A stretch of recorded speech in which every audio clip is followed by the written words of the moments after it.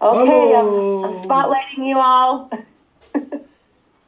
Khen Rinpoche said, "You all asked me such terrifying questions in the morning that I didn't dare to answer your questions, and so I was so scared to come back, so I was late." You were thinking that I just slept in too long, but that wasn't the case. All right, so I'm going to keep on moving forward. And since there are a lot of students here who already have heard a lot of teachings about emptiness, I don't want to go into it. I think, I don't need to go into it too much of a degree. And so then to come back around to the topic, we were talking about this relative and ultimate aspects of things. And in connection with bodhicitta as well, we talked about conventional or relative bodhicitta. And then there is something called ultimate bodhicitta. And so ultimate bodhicitta is bodhicitta that is also a mind realizing the ultimate truth. Or you could say it is the timeless awareness, or another translation of that term is primordial wisdom, which sees or realizes ultimate truth. So what I mean by that it is bodhicitta that sees the ultimate reality or realizes ultimate reality or realizes emptiness is that you're already starting with the foundation of having generated bodhicitta, with that commitment to bodhicitta. And then with that as your kind of foundation, as your root, then you realize the mind that realizes emptiness is what we call ultimate bodhicitta. And then when we talk about that realization of emptiness, what that might look like, I talked about how that there's two ways of doing that. And the first, I said it was through a general kind of a meaning generality or a conceptual manner.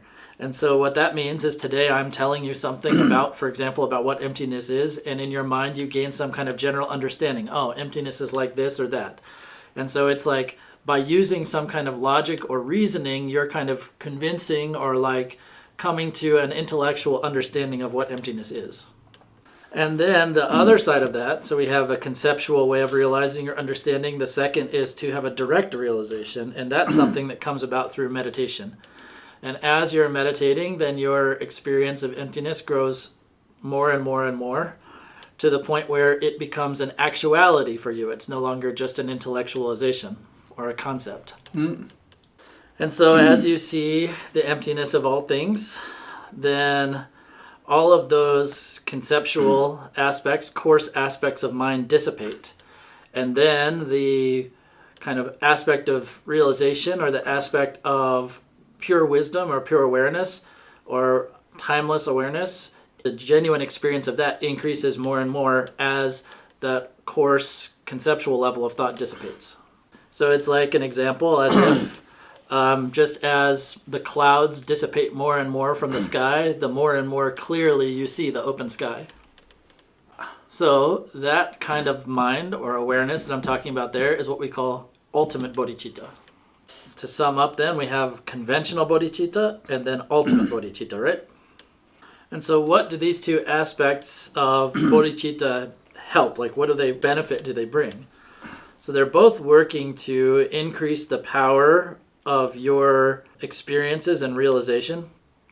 But then they also are, as your power of your relative and ultimate bodhicitta increases, then all of the kind of activities that you would engage in as a bodhisattva, like the 6 perfections and so forth, you become ever more capable at engaging in them. So all of those limitations that make you incapable of fully expressing or fully engaging with those activities, all those limitations can be overcome.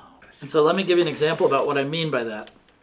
If I only had relative bodhicitta or conventional bodhicitta, then I'm going to have some limitations in how much benefit or how much activity I can do to help others. That's going to be limited. And the reason why is, let's say I'm trying to help someone with whatever kind of activity. I'm trying to help someone. And no matter how much I try to help, they keep returning my help with some negativity or lack of respect, or they're not using what I gave them for what I intended it, or whatever the case may be. So however much I try and help, they return it with disrespect or something opposite. Those types of situations are going to create some kind of ups and downs in my mind, like happiness and sadness and so forth. And when that happens 1 time, 2 times, 3 times, 100 times, 1,000 times, however many times it might take, I'm going to get fed up. and I'm not going to be able to do it anymore. I'm going to get like exhausted by failed attempts or what seemingly failed attempts.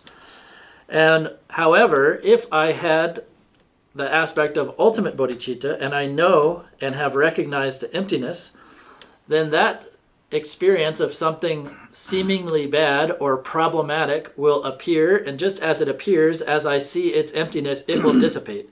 And as it keeps appearing, it dissipates. As it appears, it dissipates. And just like how even if you put oil on your hands and wiped it on your hands, you try and smear it on space, space is unaffected by anything moving within it. And similarly, if you have this mind of ultimate bodhicitta, no matter what kinds of moments of flashes of an experience of this is difficult or this is hard, they dissipate. They can't stain or stick to you. And so that will allow a bodhisattva to continue working without interruption. And so it's just like what we talked about before, like with anger. Like, anger, even if it appears, if you see its nature, then it just disappears and there's nothing left of it to hold on to. So if you really genuinely see the nature of emptiness, then there are incredible beneficial qualities in that. So that's really helpful just for yourself, isn't it? That, you don't get kind of trapped in the mud of difficulties. And so I'm not going to get too much more into the aspect of emptiness. And so for those of you who are already in these practices, dealing with emptiness, keep on going with your meditations. Keep moving with that. For those of you who are new to this, I encourage you to read more, study more, contemplate more, and try and get into some maybe programs or such that would get you into meditation on emptiness. Yeah. And kind of see what you think of it for yourself. And so I don't want any of you to feel like underwhelmed by or disappointed that I didn't talk that much about emptiness, because that wasn't actually the main topic of this weekend's teaching. So now what I'm talking about is trying to connect the dots from what we were talking about yesterday up to now and then moving forward. So what I talked about yesterday was the first cycle of teachings of the Buddha, what we call the first turning of the wheel, where the Buddha in those teachings kind of took as a basis that your mind and body exist. They're real in a certain sense. But in that mind-body system, there is no self. So that was the main topic of the first set of the Buddha's teachings. And so that body and mind and so forth that we talked about and then the Buddha talked about in the first level of teachings on the basis or on an assumption that they exist. Now, when we moved into today's teaching, which is about the middle turning of the wheel, then we no longer present them as existing in such a way. So the way this is talked about, Dharma language, is in the first cycle of teachings, the Buddha presented or established the selflessness of a person, or the personal selflessness, like the lack of an I or a personal self. And so in the second level of teachings, in the first level, it was taught that even though there is no self, you might still assume that the things that are the basis for your idea of a self, like your mind and your sensations and your body and so forth, you might think those are real. And in the second level of teachings, it's saying, well, even those aren't real. And so in that middle level of teachings, then what was taught is that all phenomena are empty, or they are emptiness, we should say. That is a specific meaning. And so what that means is that if you examine and try and find the thing that you thought truly existed, that you won't find it. And even though you don't find it, because of the interdependent circumstances, there is still an interdependent appearance of something that affects things in the world. So that's the summary of everything we've talked about up to now. So now I'm going to talk about the third, or what we call the final turning of the wheel, the third cycle of the Buddha's teachings. Okay, so speaking of this from the perspective of what one would experience in practice, in meditation, is that you are meditating on emptiness that I just described from the middle turning of the wheel teachings. And when you're doing that, through the power of that meditation on emptiness, then there will be an experience that is described in the teachings as one of luminosity, or clear light. And that experience is one where all of those kind of temporary, or what we call adventitious, you could say, or temporary states of mind dissipate. And the real nature, or we call it timeless awareness or primordial wisdom, is what comes forth. And so this third turning of the wheel teachings is spoken about from the perspective of that aspect of timeless awareness or luminosity. Those are kind of synonymous terms in this context. So we have to talk about so many things today. So when we use this word luminosity, we're talking about a mind which is realizing the nature of reality. And in that, there is this like aspect of this clear, luminous awareness. And when we talk about this luminosity, we're talking about a state of awareness. It's still like aware, knowing, realizing. It is, you could say, it is a state of realizing true reality, or a state which is inseparable from emptiness, but it is what you might call the luminous or the appearing aspect of that mind which is inseparable from an experience of emptiness.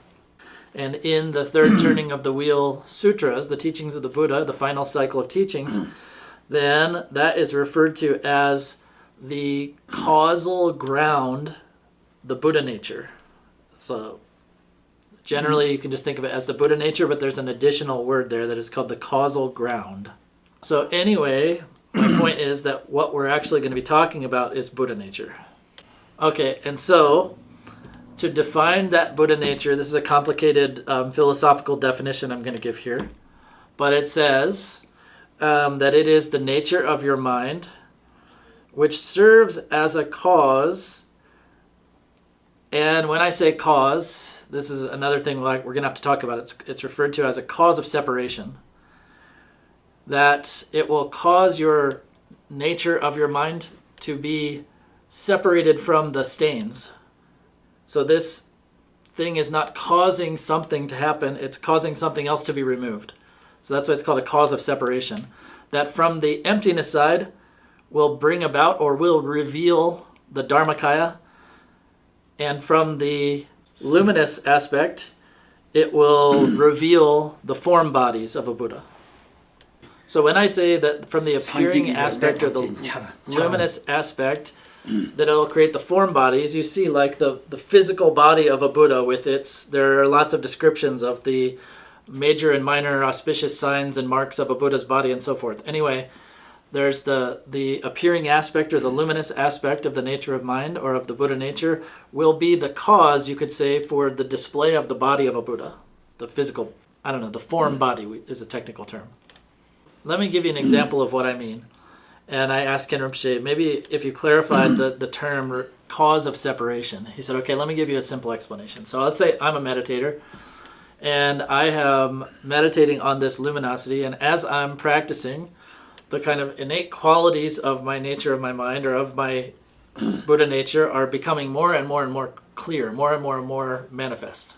And so you might think that those qualities are something which are being newly created by the power of your meditation, but that's not the case. So it is rather the case that those qualities were part of our basic ground of being. They are, our basic nature.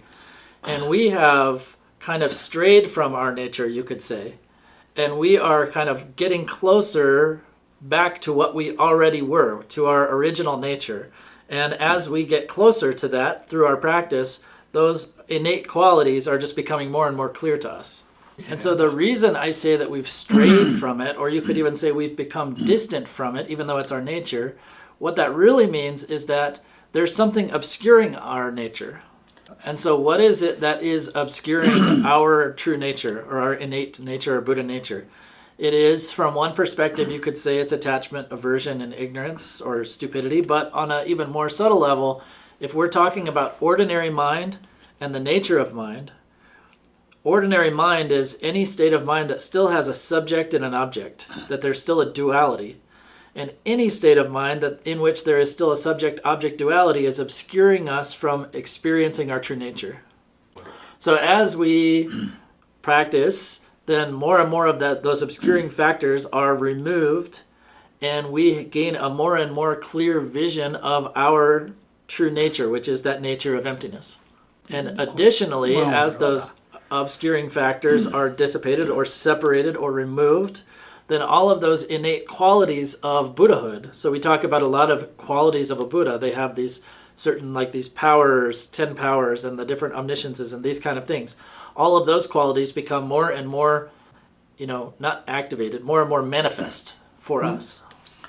And so it is that from the perspective of those two sides that I just said, you'll see the emptiness more clearly and those qualities will become more manifest, that I was saying that this Buddha nature serves as the cause from the emptiness side for your attainment of Dharmakaya, and from the appearing or like luminous side, which is those manifestation of the qualities, that there will appear the form bodies that will allow you as a Buddha to train other beings, to help other beings.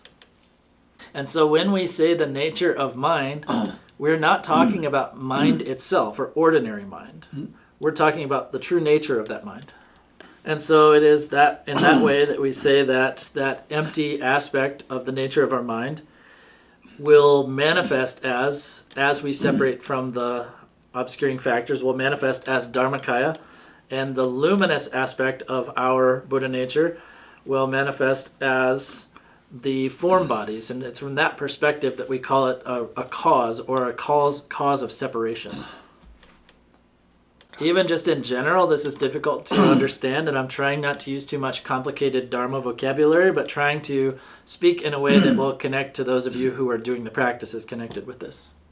And so that's just like, kind of an example in terms of like one's own practice and how that would manifest by perfecting or increasing the power of one's own practice to ripen that to Buddhahood. So now I want to talk about the same topic that I just talked about, but using some of the ways of explaining this that you'll find in traditional texts. So now, where this discussion is going to lead us, or it does lead us, is okay. Previously, I talked about generating bodhicitta, and with that attitude of bodhicitta, I want to liberate myself and all sentient beings from suffering and bring us all to a state of enlightenment. So, is that actually possible to do or not? So, according to Mahayana Buddhism, that is possible. You can do that. Yeah. And so the reason why, according to Mahayana, we say that that is possible is because we say that anyone that has a mind, in them, they necessarily also have Buddha nature. So that's where this conversation leads us to. So it is necessarily the case that if you have a mind, you have Buddha nature. So Nagarjuna, in regards to this, he said, if a rock had gold ore in it, it would make sense to refine that into gold. If the rock did not have gold ore in it, it would be nothing but a cause for fatigue. So just like if there is gold ore within a rock, it would make sense to refine it and you could extract gold from it. And similarly, if the Buddha nature exists within the mind streams of sentient beings, then that means that they could manifest that, or they could actually attain Buddhahood. And so if someone did not have Buddha nature, then even if they worked hard, they wouldn't. It would just be the cause of exhaustion, and there would be no great result from it. And so there are a few different terms around Buddha nature. So within that, one is called kind of the lineage, you could say, or the family is a technical term in Buddhism, which is kind of another word for Buddha nature. So there are a lot of different assertions about that. So think about that for yourself. What do you think about this Buddha nature? What do you think it might be? And so according to our tradition, which we call the Nyingma or early translation school tradition, then the definition is just as I gave you before, that it is the nature of your mind, and from the emptiness aspect, it serves as the result of separation that would bring about the attainment of Dharmakaya. And from the appearing or luminous aspect, it will cause to bring about the manifestation of the form bodies. So there are lots of other ways of talking about the Buddha nature, but I'm afraid if I explain them all to you, it's just going to cause confusion, actually. Justin, may I ask a question? Tim Gitchik. Oh, yeah. Yeah. This is two parts, and it may just be linguistic in nature. When you talk about the luminous mind or luminosity, Yeah. the literal definition is like lit up, right? Like to see Yes. light. Yep. And it seems to be referring more to a clarity, like something that has been lit up. So I'm just curious as to what I'm misunderstanding there. It's just a term, but yeah. Okay, in meditation, am I expecting to have some experience of pure light, or am I expecting to have progressive clarity because the mind's luminous? Yeah. And then the other piece has to do with the form bodies as they relate to the appearance of Buddhas. This also, to me, sometimes, will I experience, seeing Buddhas like behind Kempo, or is this seeing the form bodies? Is this a reference to something else that I'm just not connecting? So there are all kinds of levels of the experience of what we're calling luminosity here. So to like try and pin it down with one understanding is not really a winning game, I guess you could say.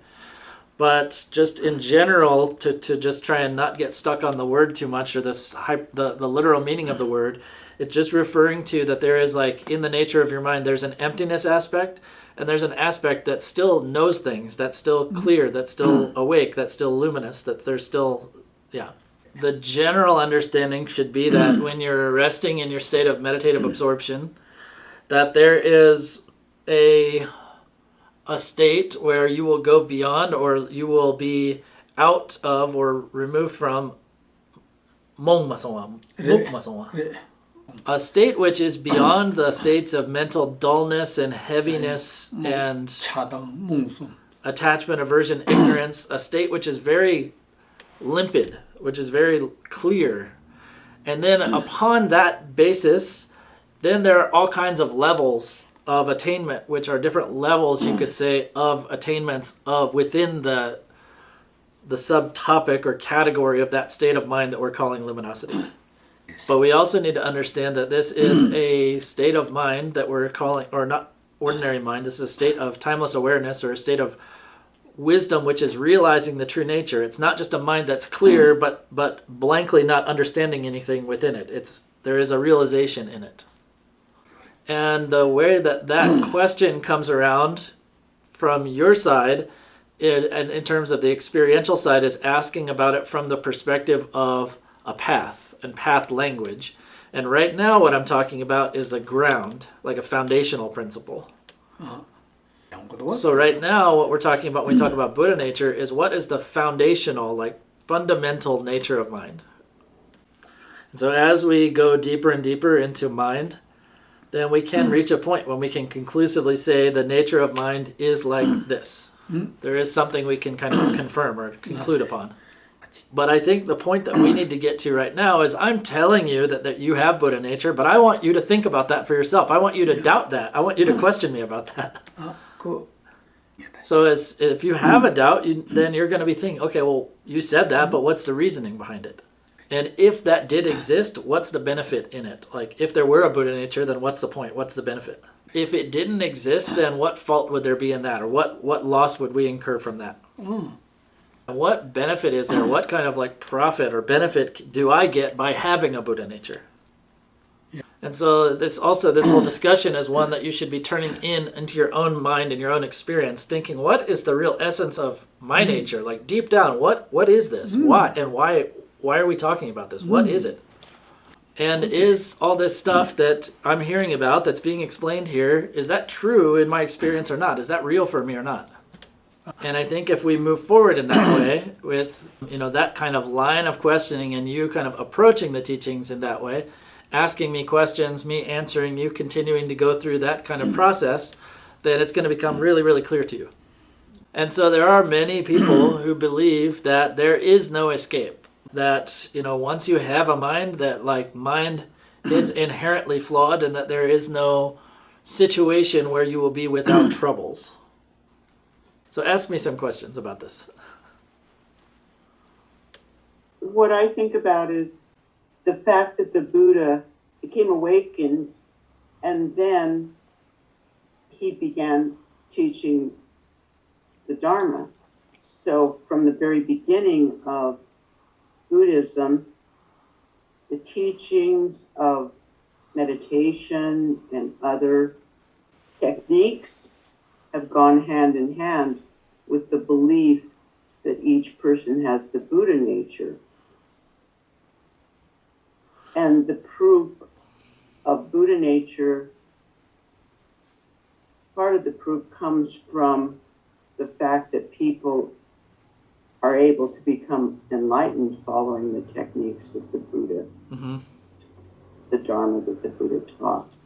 So it may be difficult to accept Buddha nature with just these three logical reasons, but when it goes hand in hand with the teachings and the path, it seems like it's been demonstrated that. Yeah. So I think what you're saying is true. Yeah, it would be hard to accept, like, for example, from someone from a different spiritual tradition or something, that if we're using the reason because the Buddha got enlightened, they might not agree with that in the first place. But I think that, for the most part, that kind of rejection or lack of acceptance is coming from one's own particular biases of their own spiritual upbringing. And if someone were to only follow logical reasoning, I think that there's something that actually should be considered, like by anyone, regardless of just having faith in the Buddha. Mm-hmm. So, like, for example, the Buddha's teachings, before not that long ago, didn't exist in America. But they have come, and more people get into Buddhism because it's logical, because it makes sense, actually, intellectually.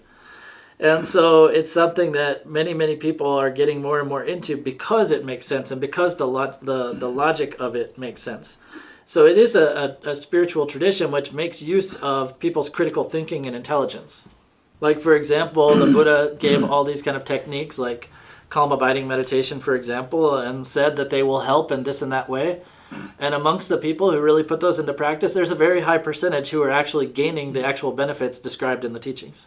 Mm-hmm. So those qualities are things that we can actually see and experience. Like, people who are practicing actually are experiencing those qualities that are described. And if someone's just speaking from their own kind of biased perspective and rejecting what might be potential in another tradition, then that's just their bias speaking, and there's nothing really to pay much attention to there. But even that exact question that you brought up is discussed in the teachings that talk about these three reasons. And so in those teachings, the way that they try to establish the validity of this is that they first try and establish the Buddha as a what they would call a valid teacher. So they would kind of demonstrate or try to demonstrate the validity or the truth in what he said, in showing that what he said leads to the results that it describes. And if you can gain an understanding and an acceptance of that, then you can understand that you can gain a trust that what he said is valid, something like that. But that's a really good question, a really good doubt to bring up. So if any of the rest of you have similar doubts, it's really good to bring those up. When we first started into our Buddhist studies, we didn't just accept it because it was said so. We had all the doubts, and we debated and doubted and went through all of that. Yeah, actually, and this is me speaking, not Khenpo. In the debate courtyards, I was a monk and went through all this debate study and everything. We're encouraged to reject the Buddha's teachings, like in the debate. Like, the other person has to be able to prove through their understanding that what they studied and what they're supposedly believing, that they actually can explain it for themselves. So my job in the debate would be to prove to Khen Rinpoche that Buddha nature doesn't exist, Buddhas don't exist, the Buddha never got enlightened, and he has to be able to stand on his own 2 feet as a debater to prove through his own understanding that the Buddha did become enlightened, that these qualities do become manifest, that this and that, So we're encouraged to bring up all of those doubts. So those kind of questions, like you brought up, they really open the doors of our intelligence, our ability to make clear distinctions and clear understandings. And that's a key thing in Buddhism, is that we're not just supposed to be ignorant and shut up and accept things. We're supposed to actually critically think and understand. All right, thank you very much. I have a question that ties back to your question from yesterday when we were talking about the no self. Yeah. Which I can understand this no self concept, but coming from more of a yogic path with the idea of a true self or a God self, a big self or big S self, I was wondering what that would translate to in Buddhism. And I'm wondering if that is the Buddha nature, or do you feel like there's more explanation available for that? So first, I want to ask you, even if you say that there is like a divine self or a God self or a big self, what is that for you? Is it like a mouse or is it a as we're bird having or this discussion, I think it's like the Buddha nature, that we be- all have the potential to fully express our divine nature. So it's hard for me to say or to try and equate what you're asserting as like the big self with Buddha nature if you can't tell me what your idea of the big self is. Or otherwise, like in Buddhism, we just wouldn't ever use that word and we would just say you have Buddha nature. So there are some Indian traditions that talk about that, and they say there is this like great self that's like the sky, and then like even like the rivers of the world are the veins in your body, and the trees of the world are your hair, and all that kind of stuff. There are some Indian traditions that talk that way. And so they say that like we all have a small self, and when we die, our small self dissolves into the big self or something like that. For example, there's an empty space within this cup, right? If I were to shatter this cup, then the empty space within this cup merges inseparably with the greater space. They say that it's something like that in their texts. But, you know, once you're talking about this idea of self, like we're usually the way we talk about it, in the way that it is talked about in those teachings, is that it is like, and the way that that Buddhism kind of denies the existence of a self is that it's not just that there is conventionally a thing that's called self, but there is like a singular, solid, permanent thing that is self. And so it's hard to say that that big space-like self is a singular thing, because they say that the sun and the moon are your eyes and this and that. Like, so anyway, if you're saying that the sun and the moon and the rivers and the this and that, you're already talking about separate things. So you can no longer say that there is a singularly existing self. So the Buddhism already rejects like the true existence of any self, big, small, whatever you want to call it.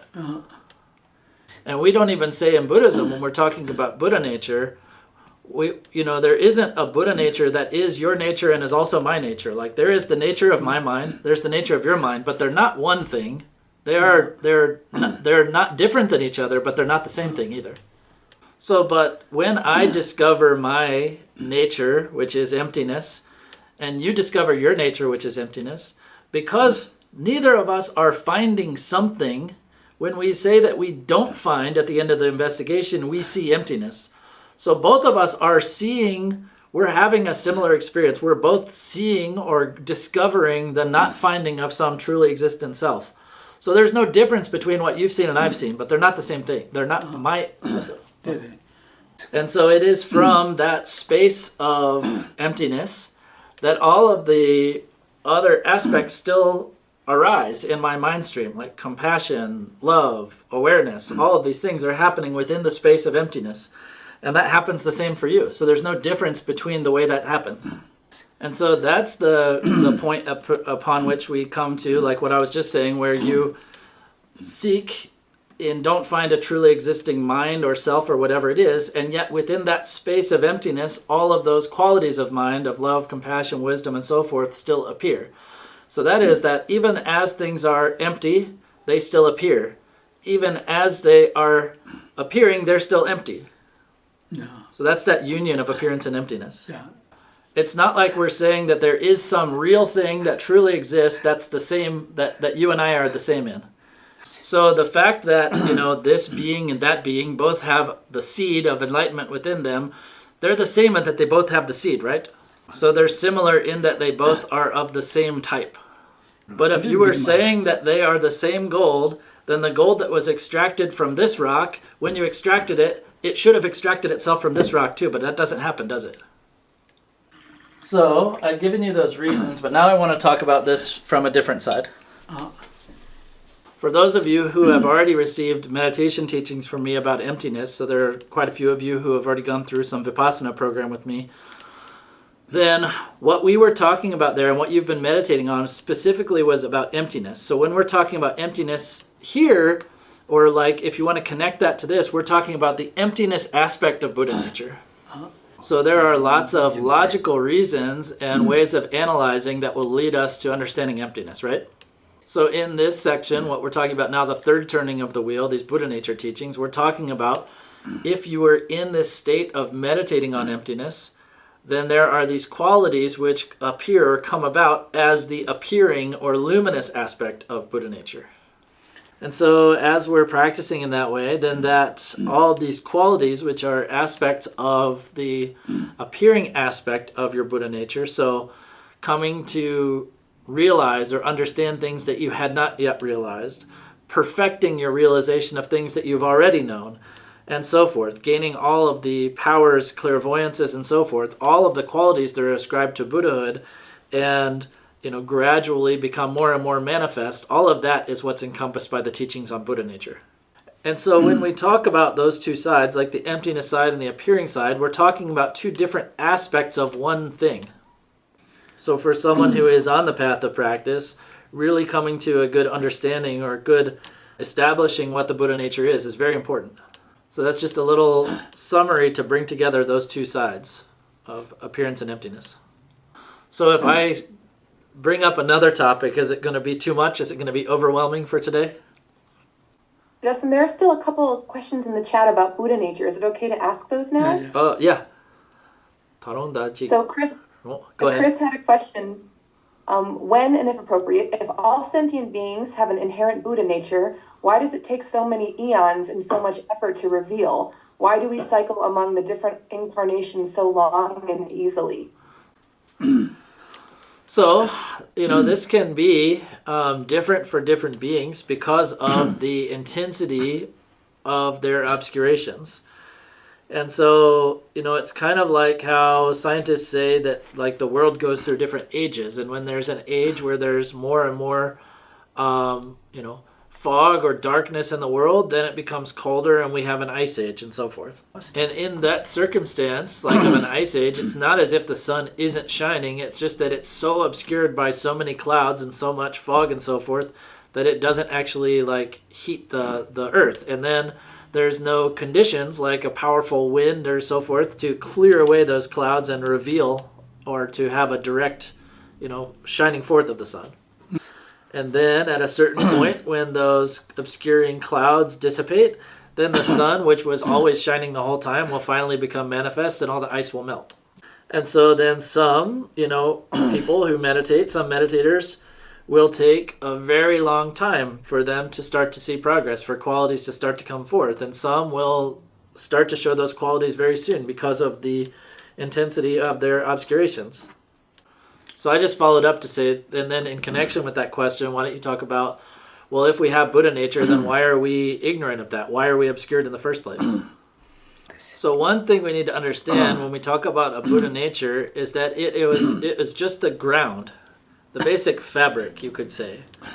And in that ground, the discussion of like awareness or unawareness or realization and not realization doesn't even exist. So it's only, that is a potentiality for anything to happen. Awareness, unawareness, obscuration, anything. And so it's kind of the same, like you can understand this in your current state of mind. Your current state of mind can become anything. Your mind right now could become angry, or it can become faithful. So it can become anything, and it's because it's not bound to be one thing that it could become anything.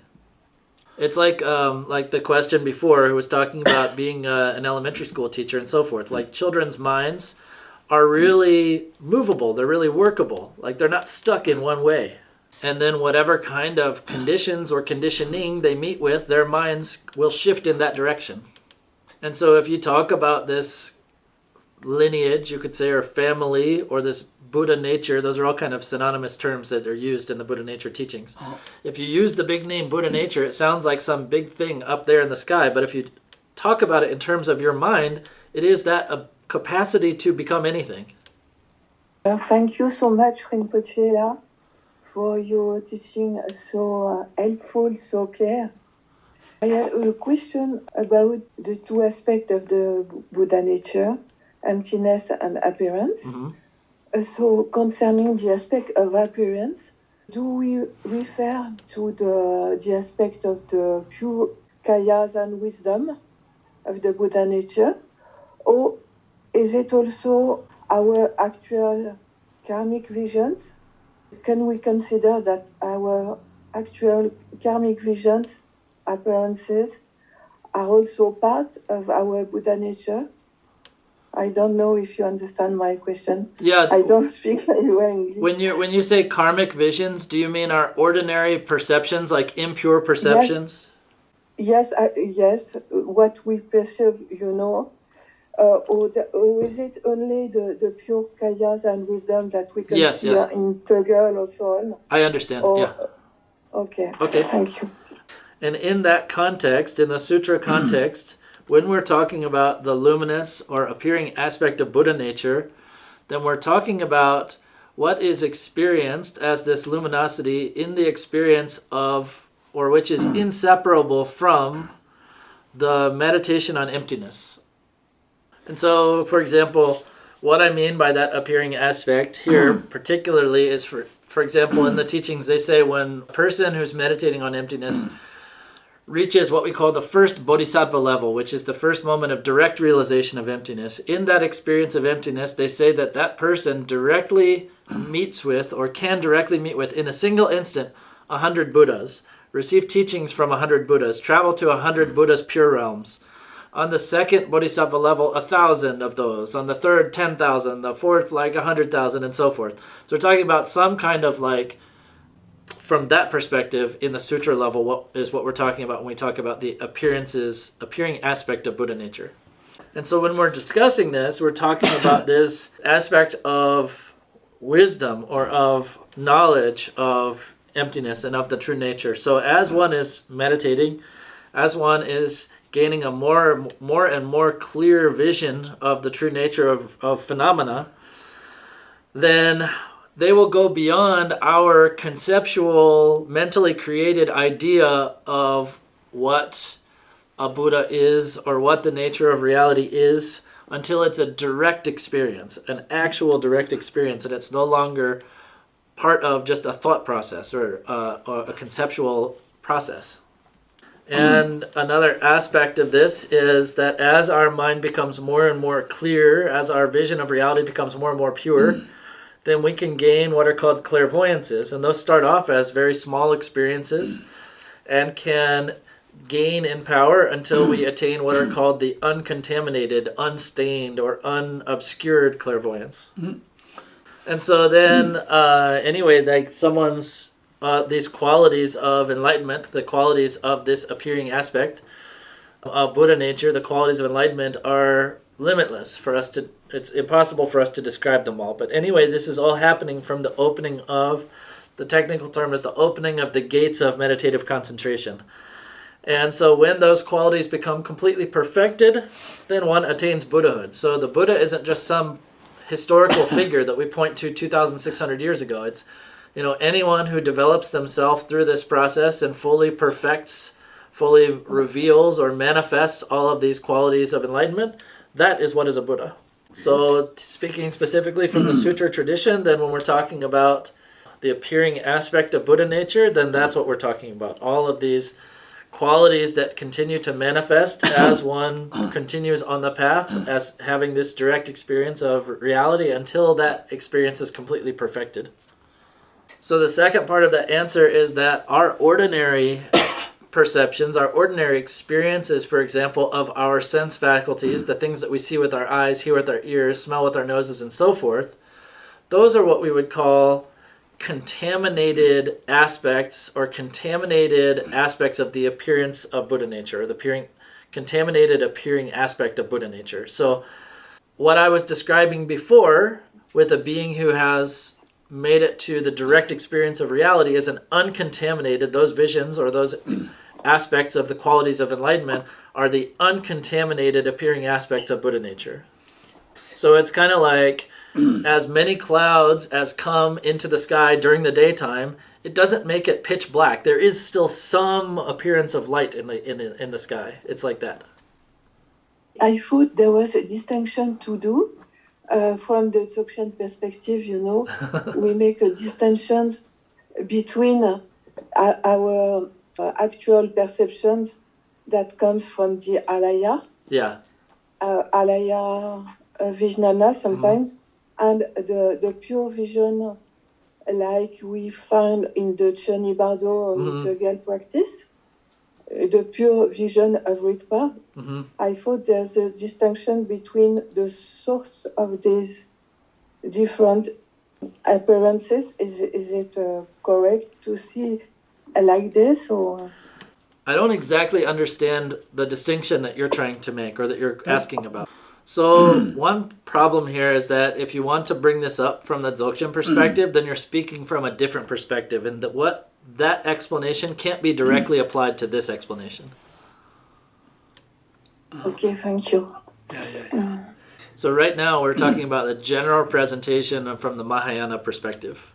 And so these teachings right now become like a common teaching or a common kind of root for both the basic understandings of the sutra and tantric traditions. But once you go into the tantric traditions, then there are many different ways of explaining things and different even levels of understanding within that, and different pith instruction lineages for ways to talk about those things. But what I'm trying to talk about here is primarily what the Buddha taught in the sutras about this topic. So I think this session went well. It's great for people to ask questions and clear some things up, because otherwise if I just sit here and say whatever comes to mind, I feel like it'll make the discussion quite complicated and difficult. So, yeah. In the traditional texts, they go into really profound explanations, and then they talk about lots of different ways that other people might assert the same position. And that can get complicated, but it's actually really helpful to study in that way, because a lot of us, our minds try and go in those directions. Well, maybe it's like this, or maybe it's like that. So if you read the assertions of other philosophies and other traditions, then you can kind of see what's the fault, or what would be the mistake if I thought it was this way or that way. What's the benefit in thinking this way? And so it's actually very helpful in gaining a clarity of understanding to go through that. See you tomorrow. See you tomorrow. What are these texts called? The main text on this topic is called the Uttara Tantra. And I'll send a link tomorrow, but there's a great book in English, a free downloadable PDF from Dzogchen Rinpoche on the Uttara Tantra. But it's quite a complicated text, but it's really good use of time if you wanted to study it.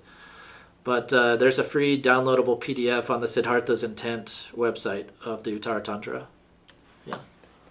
There's also, if you wanted to check out sometime, the Awam Garden of 1000 Buddhas YouTube page has a very good lecture from Khen Rinpoche on emptiness, where he talks extensively about the emptiness is form, form is emptiness, form is not other than emptiness, emptiness is not other than form, that explanation. And also there's another whole lecture about Buddha nature on that YouTube page, so you can check those out too. Thank you all. We'll see you tomorrow morning. Yeah, see you tomorrow. Good night.